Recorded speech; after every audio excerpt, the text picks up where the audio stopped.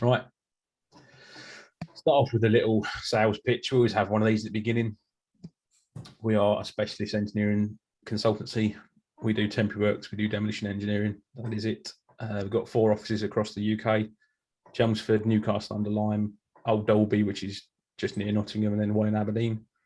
And yeah, that's what we do: temporary works and demolition. So we'll go back to the beginning. What are temporary works? It's been a while since we've had this. It's probably over a year, in fact, since we did a presentation covering the very basics of what temporary works are. And I'm not going to read it out. I'm going to pick out some key points in there. This is out of BS 5975 2019, which is effectively the go-to document for managing temporary works and also guidance on design of temporary works. If you've read that yourself, you'll see it covers quite a wide range of items. But in simple terms, it's something you put in to facilitate the construction. And what that is and how it works is covered by that myriad of descriptions there. The old BS 5975 had a slightly smaller definition. The outcome's the same. It's just, I think, that the new version is trying to be a bit more, give a bit more guidance as to what could possibly be considered as temporary works. Then there's other sources as well you can look at to try and get your head around what it means. So the first one you've got there is the Temporary Works Forum's client guide, which again, I'm not going to read it all out to you, but it's there. Then there's also the Network Rail Safe by Design guidance notes. They all say pretty much the same thing. There's not a great deal of difference between them. It's what you put in to facilitate the construction. And there's also within a constructability document that I'm going to refer to shortly, they define what we mean by temporary conditions. So that means a temporary condition during the stage of construction. So when you're building something, you might have the permanent structure could be half constructed, but you're imposing temporary loads onto it that you're then not going to see in the permanent condition. A good example of that could be a mobile crane sitting on a slab, or an excavator on a slab, or even a tower crane. If you put in the permanent pile cap, the permanent core, and then you stand a tower crane on top of it, that is a temporary condition where the core has then got to withstand the temporary loading from the tower crane. So as an example, what does that actually mean? So within these pictures, there's, I don't know, loads and loads of bits of temporary work, starting with a very simple hoarding, gates, working platform or piling mat, depending what you want to call it. Stockpile, temporary stockpile. A permanent piece of structure in a temporary condition. Looks like it's a wall that's been demolished up to and been left freestanding. So that would need a temporary assessment to prove that it remains stable. And then the other pictures, I'm not going to go one by one, but again, you've got hoardings, you've got basement propping, you've got tower crane bases, you've got access, you've got temporary stockpiles, you've got a rebar cage being lifted. So that's part of the permanent works, but in a temporary condition. And that takes a bit of work sometimes to demonstrate how you can lift cages. Obviously, the crane that's suspending that cage is temporary works. Temporary earthworks batter again, temporary stability of the bridge, the permanent bridges that's been installed, edge beam or parapet stability of the temporary bridge, the stability of the abutments when you've taken the deck off. All of these things are temporary works and need to be considered. There's another picture of the same site, but you can see there the temporary beams going, or the permanent beams going in. You've got to look at the temporary stability of those, particularly if they have an edge parapet cast onto them. They could be quite lumpy pieces and often want to overturn even without wind load. Demolition of structures, pre-weakening of structures is temporary works. Design of lifting beams, cranes, crane rails, all of these things fall under the wide blanket of temporary works. Demolition of a structure, SPMTs are covered partially by temporary works, with the jacking and the propping on top of them.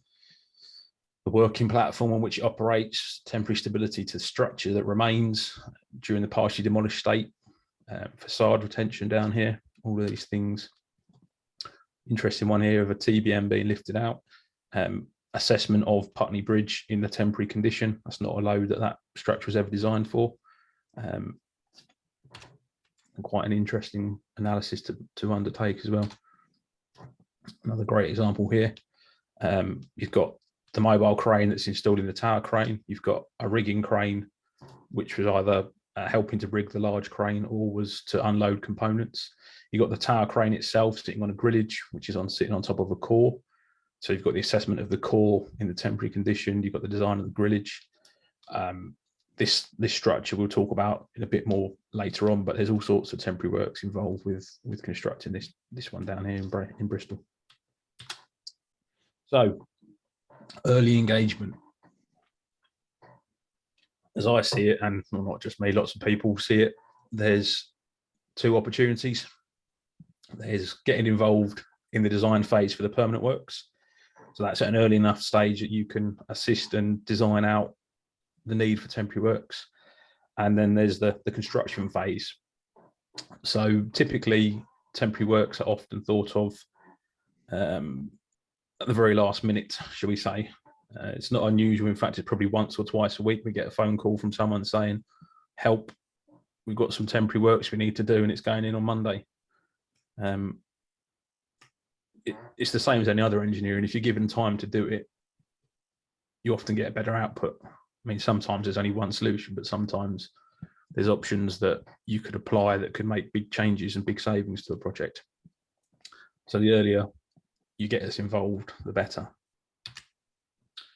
This is out of the Temporary Works Forum constructability guidance, though you've probably seen it in any number of places before. What you've got on the bottom here is a project time. So start the project all the way through to completion of the project. And what it's saying is the earlier you can get involved and make decisions, the more impact you can have on a project. Obviously, the further the project's gone on, the harder it is to change course and make things different. Even if you've got the best idea in the world, if the project's already progressed to a point where something else is already ongoing, the cost to then change tack is going to be, could be huge. So it's all about getting involved early to try and get the best out of the project. And some of the little case studies that we're going to talk about in a minute demonstrate this. And again, the case study that Josh is going to do is showing what happens if we get involved pretty much as the permanent works design is being produced and how much better the overall scheme turns out. This is the document I've been talking about, Constructability, a guide to reducing temporary works, freely available on the Temporary Works Forum website. And it talks about exactly what it says on the cover. It's an interesting document, well worth a read. And that's the keyword, constructability. That's what we're talking about here. It's getting involved earlier to engineer out temporary works or to reduce the temporary works or whatever's driving the project to make things quicker, make things cheaper, etc. It's constructability is what we're talking about. And to aid constructability, you get the right people around the table at the right time in the project. And that time is earlier rather than later. Similarly, Network Rail have the same guidance notes. You'll see there again, constructability and temporary works. So it's major players are recognizing this requirement and looking to try and assist industry with this focus on making things easier to build and the temporary works that go with that, or reducing the temporary works that go with that. So what we're talking about with early engagement is this: it's eliminating temporary works. So you might think it's a bit strange. You've come on to see a temporary works designer, and the first thing I'm talking about is taking temporary works out of it. Ultimately, that is what we want to achieve, isn't as a project. You don't want to be spending money on temporary works because it doesn't go into the permanent works in the final condition. So it is always an additional cost. If we can't eliminate them, we want to reduce them as much as we can. We want to make them more cost effective. If program is a driver, you can improve program through changing the temporary works, but again, the earlier you get involved, the easier that becomes. One that's becoming more and more important is reducing carbon cost. So that could be the cost of carbon going into the temporary works. So if you're putting big thrust blocks in the ground or similar, that concrete is not worth anything in the long run. It's used for the temporary condition and then it will be buried or broken up. Same with these big tower crane bases, these huge 6x6 by 2 meter deep tower crane bases. They go in and then they get broken out. There's no real use for them afterwards. It's just a cost in carbon and money and time. You can also increase safety through the design of temporary works or the assessment of structures or temporary conditions. It could be that one of these is a driver. So you might be on a project where you've got a very tight deadline with big LDs. Then you're looking to push the program. It could be you need to save money in your budget. It could be you're right at the beginning of the project and you want to try and eliminate them as far as possible to make the whole project more cost effective and reduce your carbon cost. It depends on the scheme. It depends on the client. It depends on a lot of things. But it comes back to constructability and buildability. So now I'm going to go through some examples. Well, the first one is an example of where the permanent works designer, if they'd sat down and talked about it with a temporary works engineer, or to be blunt, if they'd actually thought about what they were doing, they probably wouldn't have done it that way to start with. This is a project in New Southgate. So from the scheme drawings, you've got a block of flats and you can see the, excuse me, you can see the piled out above. This was pretty much it in the drawings. There's no real section showing where the site sits in context, but they'd even done the piling platform design. So the permanent works engineer had designed, obviously the permanent works, but they'd also designed the piling platform in this case. We got a call to say, oh, could you just have a look at this, see if there's anything you can do to make the platform a bit thinner. As soon as you start looking, you find this.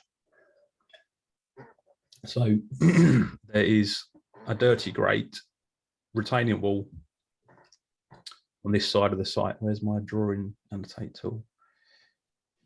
Spotlight, there we go. So up here is the railway. No mention of it on the plan drawing or even on the piling platform here, that there's a railway down there and a big dirty retaining wall.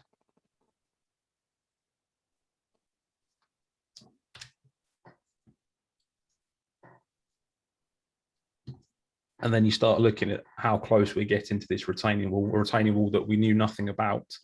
There'd been no dialogue with Network Rail to obtain historical records of the retaining wall. There'd been no site investigation done to establish what the retaining wall was. It just seemed to have been ignored, when in fact it was the biggest constraint on the whole project, particularly in the, well, it was an early phase. When you're doing the piling, it was a big problem, because the ground levels had already been raised in the past. So it's very, very difficult, without knowing anything about the wall, to then justify a dirty grate piling rig sitting on there and placing a surcharge on that wall in addition to where the ground had been raised. And then you had to get very close to the wall to put these piles in. So that gives you an idea. I think this wall is about 5 meters high from memory. And then you've got big 1-in-1 batter. The profile changed along the length of the site. And the initial idea was that the sheet pile, or the piles, sit here. Let's just draw there. Oh, hang on. Draw, there we go. The pile sit here, and the pile cap's down here somewhere near the railway, and it's up here away from the railway. And the idea was that a piling platform was going to be built at this level here. Just change the colour. Going to be a piling platform here, and they're just going to fire some sheet piles in here. Now that retained height there is about 4 meters, so you can imagine that the sheet piles are going to be, well, probably just as a rough guess, are going to be about 8 meters, twice the retained height as a guide, and that's going to load directly on the rear of this retaining wall that we know nothing about. Straight away, alarm bells start going, and when you start drawing it out, you see quite how bad it is. So what we had to do was effectively regrade the site and use the Site 1 material to make the piling platforms as far as we could, and to justify the loads onto the retaining wall, we actually had to cut the ground back this far and then build reinforced earth slopes on the edges of the site here, so you could get the piling rig into position. And then the next phase, that fill. So what they did, they moved the fill up and down the site to allow us to then rebuild the piling platform at a higher level to put the piles in for the next phase. And it ended up being quite a beast of an operation to actually achieve what they needed to achieve. And if the permanent works designers had maybe started a dialogue with Network Rail earlier, or looked at what they were trying to do and how it's going to be achieved, or had an understanding that, you know what, just firing a sheet pile in here is not going to work, the whole thing could have been made a lot simpler to start with. So now we're going to look at some more positive examples rather than negative, where we had time to get involved. We had the opportunity to make changes that actually made the projects better. So the first one we're going to look at is Maryland Station. That's in London, not far from Stratford. So the scheme as a whole was to install step-free access to Maryland Station, sorry. As part of that, we had to take out some of these canopies, and then a new lift shaft was going in here. Well, it might have been here. I think it was about there from memory. It's been a while since we did this project. So there's a new lift shaft going in there. Obviously, you've clearly got a retaining wall here, with a road up here, the railway down here. So the initial concept for this had been drawn up by someone else prior to us getting involved in the scheme. So our scope was initially in a different station, but as the project went on, we picked up this station as well and started doing the temporary works here. Now, their concept, I'm just going to flick to here, over there, that's probably the best one, was that the only way to keep this wall stable was to stack up vast lumps of concrete to keep sufficient frictional restraint on this wall, because we had to cut through the toe of the retaining wall here to allow the lift shaft piles to be installed and then build the base of the lift shaft. So we became involved and we looked at it and said, you know what, we can analyse this and demonstrate that that wall will still stand up without having to bring in lumps of kentlage and all sorts of bracing and horrible bits of design to make that wall stand up. And that's precisely what we did, and came up with a scheme that did away with all the kentlage and just relied on the minimum temporary works possible. We did that by coring through there and then bringing the piles straight up through the base, the existing base, and that tied it and stopped any potential issue with it trying to slide. And then the lift shaft was built up off that. So it worked really well and saved the project quite a lot of money. So we eliminated some temporary works and reduced them as far as we could, which made it more cost effective. That improved the program. You can argue reduced carbon costs because you didn't then have to bring in lumps of kentlage and then sit them on the platform, which has not only the cost of the kentlage, but then the cost of the haulage if it's made off site, or the cost of making the concrete and pouring it on site if you go down that route. And I don't know if it increased safety, it maintained safety, or it was obviously as safe as the other option, because we have to, when you work in a rail environment, safety is a number one priority. So you've got to make sure that whatever design you produce is safe, will not affect the public, the railway, the site team. So it ticked all of those boxes. Halo project in Bristol. So this was quite an interesting one. So at tender stage, the contractor had allowed to back prop the entire ground floor slab. So it's got a basement and then ground floor slab. But they wanted to run quite a hefty pair of cherry pickers around for the steel frame to be erected from. Now, we suggested that by adding a little bit more steel into the slab, you could design out the need for any sort of back propping. And I think it was an extra few bars here and there. It wasn't the whole slab had to be strengthened. It was a few more steel bars, and that in turn reduces the amount of propping. You didn't have to prop the whole basement, which meant you could start finishing the basement sooner, etc., because the basement was also had to be insulated. So if you had the props in there propping the ground floor slab, you couldn't start putting the insulation in the floor. Therefore, you couldn't put the screed down and do your finishes. So it made a big difference to program and cost. And it eliminated quite a lot of temporary works. And you can argue that it reduced the carbon cost because you didn't have to install or haul and install loads and loads of propping. You just put a few more steel bars in there, which to my mind is a much more sensible solution than back propping a structure, if it works. And we've since done that in a few other schemes, and it's works well.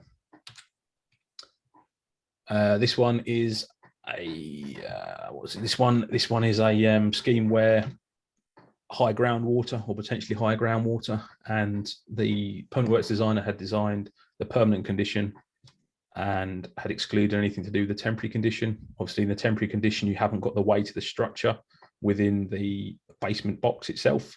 So you've got to look at and analyze and understand what is the risk of flooding, how high could the water get, and what will it do to the structure if it occurs.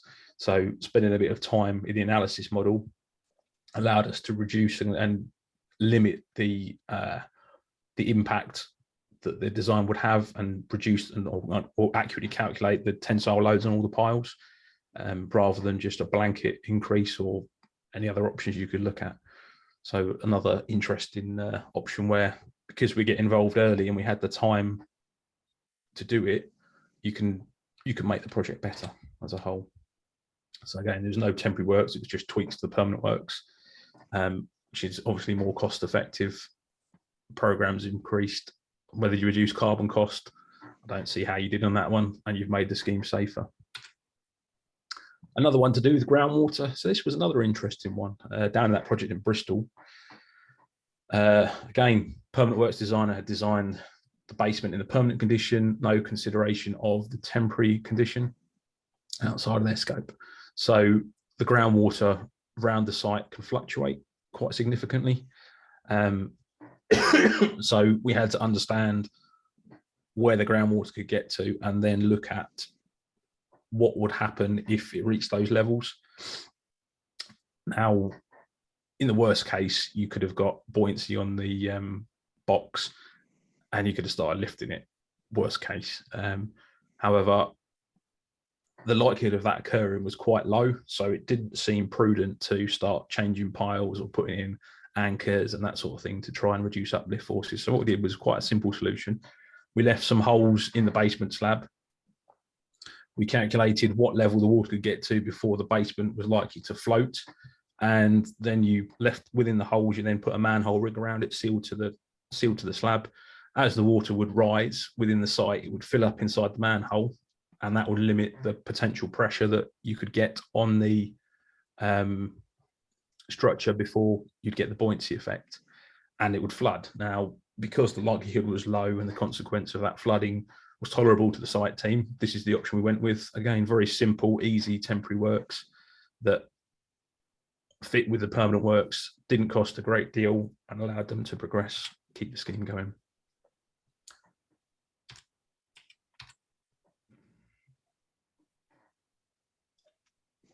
So this is the one we saw right at the beginning of the presentation. This is Upper Holloway. This is as it is now. So you've got the new bridge in place, you've got the service bridge in place here, and you've got the rear line access to the station. So originally you had the old bridge here, and this service bridge wasn't here. So the first phase of the works was to build the service bridge. That then allowed all the services in the Holloway Road, which is the old A1, to be diverted into the service bridge, across and back into the road. That in turn allowed the bridge to be demolished and to be replaced because its life expired. So we were involved in this one, I wouldn't have said right from the very beginning, but wasn't long after they won the job that we became involved in this scheme. One of the first things to do was to install king post walls in the purple lines there to facilitate the construction of the abutment for the service bridge, which you can see there. There is in a crude 3D model. So you can see the king post there, king post wall here and here, and here and here. They could then put the piling rig down here and put the piles in. Now, to install the king post wall, you can't see there, but there was an embankment very much like this here on this side of the tracks, and something similar over here. There was no way you could build a piling platform out there and drive a rig out there. So site team wanted to use a Movax.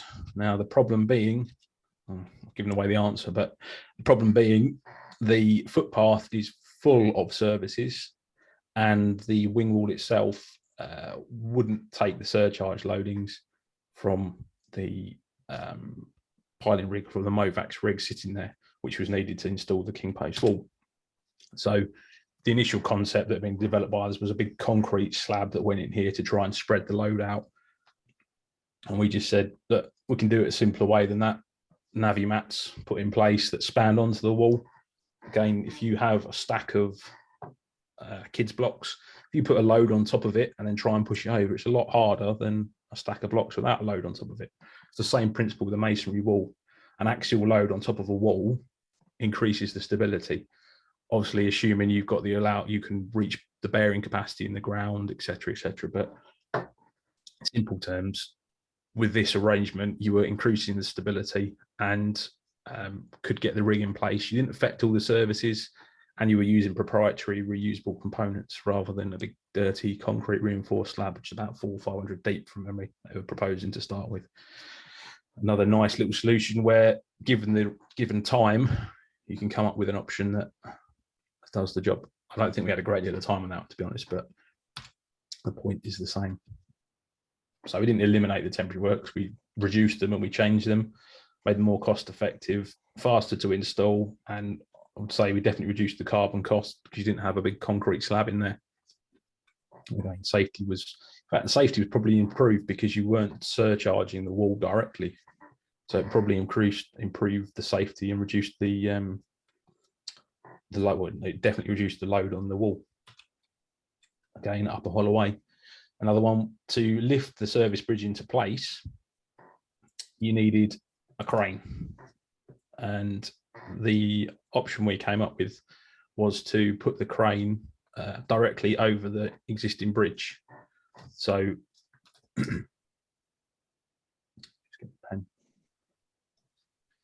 under here is the railway.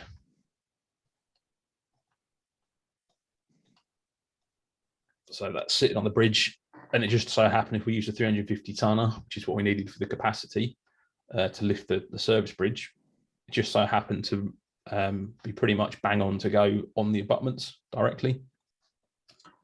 Whereas the previous solution that someone else developed was a 500 or 600 ton crane sitting further down the road and then lifting the service bridge into place. By a little bit of engineering, we come up with a solution that was cheaper, quicker, and just as safe again. Oh, hang on, that's why I need to do that now. Clear. And there it is in action. So didn't eliminate, we didn't really reduce the temporary works, we just changed the position of them. We made it more cost effective with a smaller crane. Don't know if it improved program, reduced carbon cost arguably because you got a smaller crane, and safety was just the same really. There's no real change to safety. It's quite a recent scheme, just a little scheme where originally they were going to put big concrete L walls in place, but they couldn't get them into position due to the site constraints. So we got a call and came up with a reinforced earth solution that would deal with the 20 kPa surcharge and give them just what they wanted on the scheme. Again, a simple change, more cost effective, less carbon, all of the things that tick boxes. And with this one, not a great deal of time to do it in either, but it did the job. This one's an example of when we're brought in too late. So this was a pair of bridges being lifted out. I'm not going to name projects, but we were brought in quite late to the game because of a late change in the demolition contractor. And it was at such a stage where others had made the decision on the best way to remove these bridges, and ended up with I think it was a 650 or 750 ton crane to lift out these bridges. Whereas if we'd been there from the beginning, it would have been probably 150 tonner on the road lifting them down because they weren't heavy bridges. And if you get involved at the right time, the cost difference between a 650 or 750 ton crane and a 150 tonner is huge, and it more than covers the cost of our design time, more than covers it. That brings me to the end of my presentation. So if you want to know more, as ever, the Temporary Works Forum has a wealth of information. BS5975 has got loads. The book Temporary Works Principles of Design and Construction, NFDC for an IDE for the demolition related things, which I haven't really covered much today, but that's the idea. So Just going to have a short break and then it'll be over to Josh and we'll deal with any questions at the end of the meeting. I'll stop sharing now. Fantastic. So whilst we just switch everything over, just to let everyone know, as we always get asked, we do make the recording of the presentations today available on our YouTube channel, and we are building a library on our website as well. But yeah, if you subscribe to Andon Engineering Consultants on YouTube, I'll put the link on the chat. You'll always be able to see the latest videos. But just to be clear, we don't put the Q&A, we put the end of the session up on YouTube. So if you do have a burning question, it's always best to bring that to come and attend live. So I think I've stalled for long enough. Josh, I think it's able to hand over to you. Thank you, Chris, and thank you, Angus. So good morning, everybody. I'm Josh, and I'm director at Andon, and I'm going to present a case study on the subject of early consideration of temporary works and a project, and a similar theme to what Angus was discussing about eliminating risks early on and getting involved early so we can provide the correct solution. So this case study is going to be based on the Landmark project in Manchester, where I was lead temporary works designer. It's a great case study as it had lots of different interfaces that required lots of different solutions. It was more like several jobs all rolled into one. And subsequent to the projects and project team's hard work, that we were the winner of the Constructability Award with the ICE Northwest in 2019. So our involvement in the job was to design and planning associated with the demolition of the existing 1920s theatre turned Odeon cinema. This is seen partially demolished in the top left hand of the screen. We also carried out the preliminary and detailed design of the basement propping scheme. So the new basement that they wanted to construct was deeper than the existing, which resulted in a quite complex solution being required. The coordination and sequencing of removal of the temporary works to enable the superstructure to the basement structure and the superstructure to be constructed, and also the design of various bits and bobs of temporary works as the superstructure was constructed following basement completion. We carried out this work directly for both the demolition contractor at Foreshore Demolition and then later with Bowman Kirkland, who were the principal contractor. But because we were a part of the project team during the demolition stage, which was right at the beginning, we were involved very early on. And this early involvement was key to the planning of the construction of the new building and how the temporary works and permanent works could be cleverly designed to complement each other, really. This is the site location, which is on Oxford Road, Manchester city centre. The central library is kind of around the top left of that area, and Oxford Road railway station is just down the road on the bottom of the screen. Also shown on the aerial shot there is the existing structure, and then that would be replaced to the structure that was known as Landmark, which was a 15-storey office building with a 3D image of that shown on the right-hand side, which gives you a taste of the basement extents there. The site had some significant constraints, namely due to it being located in the city centre with adjacent buildings and infrastructure around there. So although this isn't directly associated with the nuggets of cleverly involvement in the temporary works design, I just will briefly touch on the demolition just to provide the whole story of the job. So the first task on the project was the demolition of the existing superstructure. This structure was a 1920s theatre. It was later refurbished into an Odeon cinema, and then it was left derelict for some time. A key project activity and challenge during this stage was the demolition of a 20-ton steel lattice girder truss that formed the main roof support of the main auditorium inside. It spanned about 30 metres between perimeter walls, and it sprang up from the upper circle level, which was itself 12 metres above ground level. The proposed method was to engineer a controlled collapse towards site and away from third-party assets onto the upper circle steel floor frame, which you can see on the top right-hand corner there. This method was chosen following a risk review meeting that identified that although this pull down offered a higher short-term hazard, because during the pull down, it's being pulled down onto a raised superstructure, but the overall risk was reduced, and we essentially followed the ERIC principle of eliminate, reduce, inform, and control. So I'm just going to share a video of how it went one early morning. So you can see that that's the truss. It's been pre-weakened at the column points, and it gets brought down. So you can check out our other webinar videos on our YouTube channel where pull downs have been showcased, and this demolition methodology certainly makes for a great watch. But we'll move on to the basement construction now. So once the existing structure had been demolished, the next activity was the basement construction.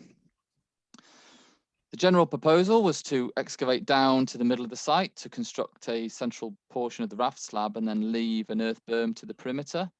Then from this raft slab, the props can then be supported.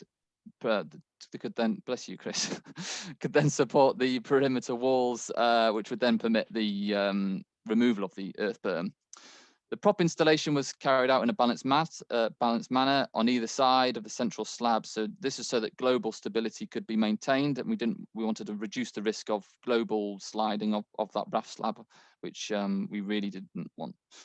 Prop installation was then completed, and then you could remove the earth berm essentially. The key challenges that we had to overcome were the coordination of the prop locations, sequencing of the prop installation, fabrication drawings, and general issues born out of an efficient design. Now, this last one seems a little bit odd, but on this project, we really strive to try and reduce the amount of temporary works on site, and in doing so, face some challenges, which were namely justification of the very variable existing structure, the design collaboration with other organizations such as Curtains, who were the permanent works designers. This effort paid off in reduced material usage and faster construction time, essentially. It does take longer to justify the use of the existing structure as opposed to bringing in some nice massive props. And similarly, it also takes longer to prove the permanent works in the temporary condition, like Angus was discussing earlier, as opposed to designing some nice, easy, redundant thrust blocks. But we like to work hard and challenge ourselves with this type of approach because we know from experience that this collaborative effort pays huge dividends in both time and money on site as well. So here we can see the propping in more detail, and there's generally 4 areas of propping required. Typical raking props and soldiers to walls were used throughout, but there were some other areas which were a little bit different, including the contig propping to the north, shown in green, the temporary contig propping in red, and then there's some other areas where in the corners of the structure where we had some horizontal flying shores. Because we were propping off of the permanent works in most places, we had to have the propping designed and ready to enable us to incorporate these details into the permanent works design of the raft slab. Having this system designed and ready well in advance meant that we could take advantage of all sorts of ideas and make the construction a slick process. By doing this, you are no longer a slave to your designs and being forced into a corner from your designs. You can plan ahead and then make the design a slave to you. So let's start with the raking propping. So this is a 3D illustration of the propping to a small portion of the contiguous piled wall that was required due to the much shallower basement in this area. The raking propping shown here was pretty typical across most of the job, however. Whalers, we only use whalers on that portion because of the contig props. So here we can see an elevation of the typical wall propping used elsewhere. We used vertical soldiers that supported the wall at regular centers, and these soldiers were then supported by tubular steel props that had proprietary adjustable jacks at the base for length tolerance. The jacks were then fixed to the fabricated brackets, which were then anchored to the pre-made pockets in the new raft slab, which you saw earlier, that central raft slab. This system of using vertical soldiers as opposed to horizontal whalers proved to be much more efficient on this particular project due to the various details on both the existing structure and the new. But I want to focus on the soldier design, because this soldier was a composite soldier. So what we did is we anchored the PFC to the wall at regular centers to mobilize the wall's capacity as well as the steel PFCs, hence it being a composite soldier. This meant that a much smaller soldier section could be used. But why was this important? Well, I'll show you this image here.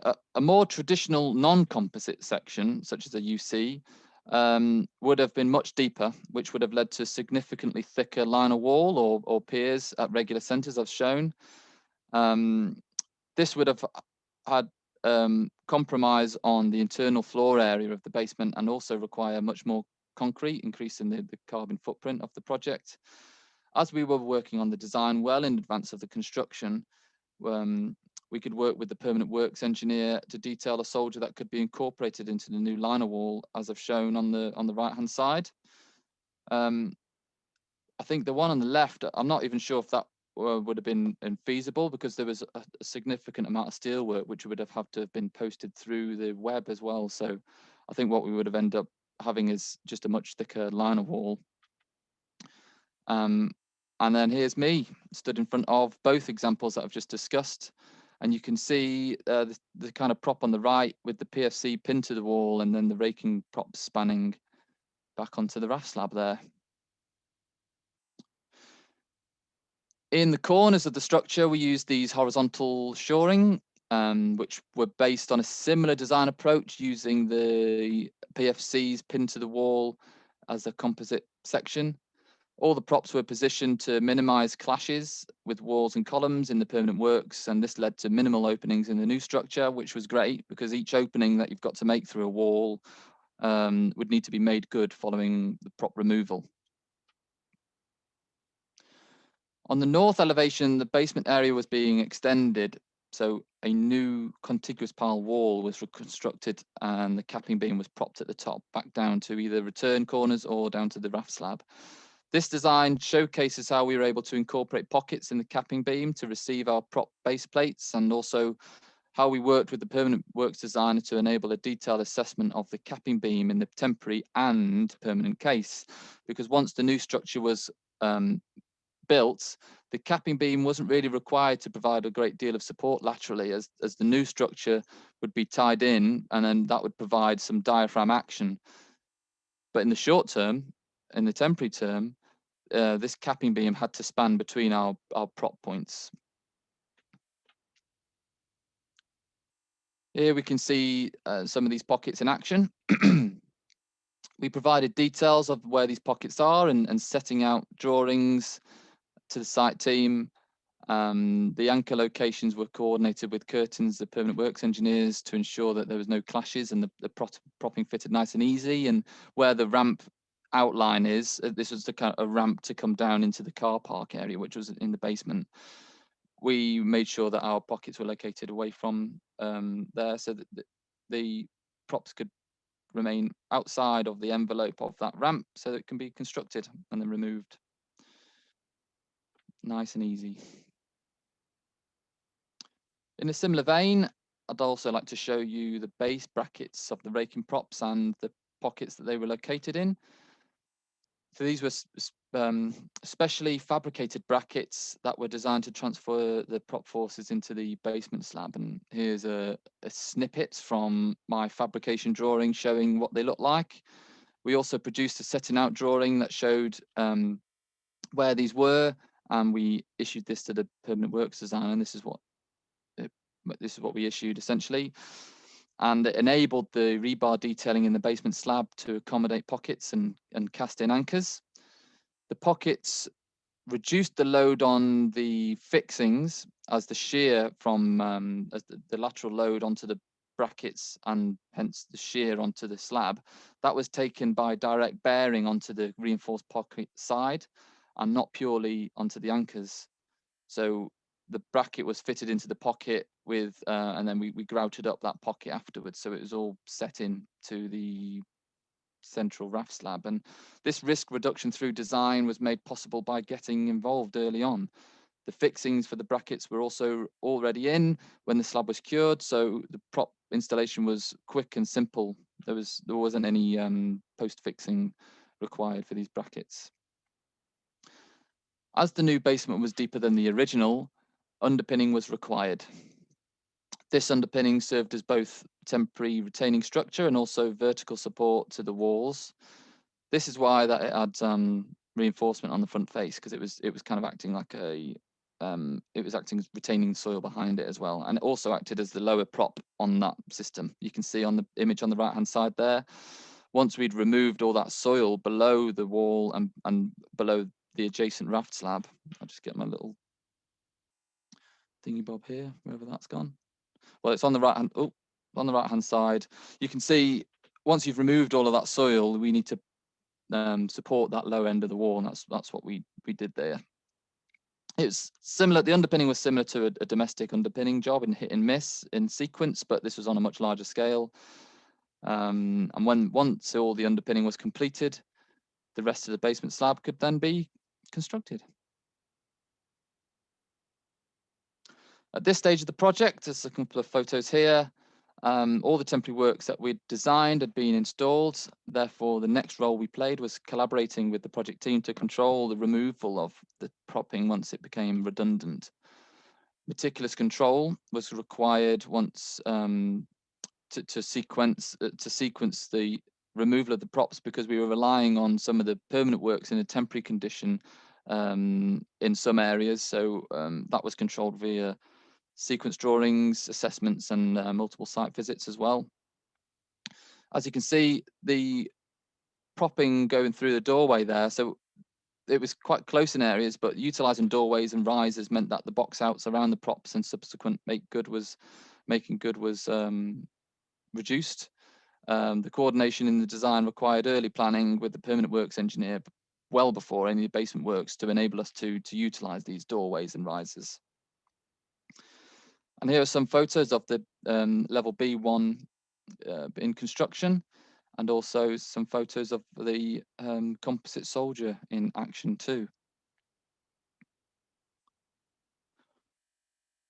Our overall involvement in the project enabled the demolition, reduced level dig and basement construction, and then finally the removal of the props, which ultimately led to the construction of the structure of Landmark in Manchester. In summary, it was quite a complex project that had many interfaces on all sides, but we used much of the existing structure as possible and the permanent works as possible to provide quite an efficient solution, which the site team were very happy with. We strove to keep to the mantra of no temporary works is the best temporary works. And this whole process was made simpler, slicker and safer due to early involvement in the scheme, which ultimately led to reduced costs, saving on programme and constructible, efficient solutions. There's a few references here for further reading, but please also check out our YouTube channel, where there's a whole host of different videos on based around temporary works. And that concludes our presentation. So I think we'll lead on to question time. So we'll have a quick break and